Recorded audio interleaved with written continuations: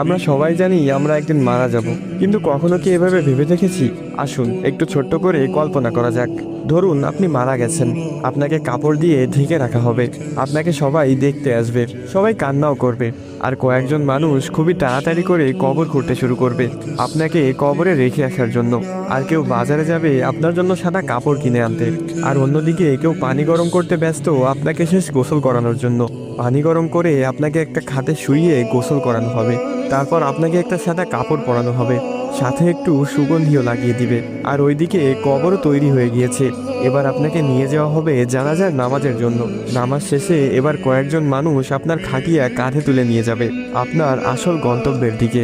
কবরে নিয়ে গিয়ে দুইজন মানুষ আপনার কবরে নেমে আপনাকে খুবই আলতো করে কবরে শুইয়ে দিবে, সাদা কাফনে মোড়ানো লাশের বাঁধনগুলো খুলে দিবে আর মুখটা বের করে দিবে। তারপর তারা উঠে আসবে আপনাকে একা রেখে।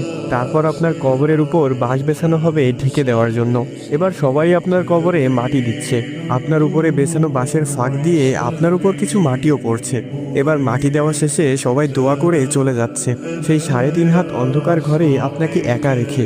এই সব কিছুই আপনি বুঝতে পারছেন, দেখতেও পারছেন, আর হয়তো খুব চিৎকারও করছেন, কিন্তু কেউ আপনার চিৎকার শুনতে পায় না, দেখতেও পায় না। এবার শুরু হবে আপনার দীর্ঘস্থায়ী কবরের জীবন। কিছুদিন পর ধীরে ধীরে সবাই আপনাকে ভুলে যাবে, আপনজন, বাড়ির লোক সবাই সুন্দর আনন্দেই জীবন কাটাবে। সব কিছুই ঠিক আগের মতোই চলবে, সব থাকবে, শুধু থাকবেন না আপনি। উপরোক্ত কথাগুলো একবার চোখ বন্ধ করে ভাবুন, আর সময় থাকতে নিজেকে শুধরিয়ে নিন। কথাগুলো ভালো লাগলে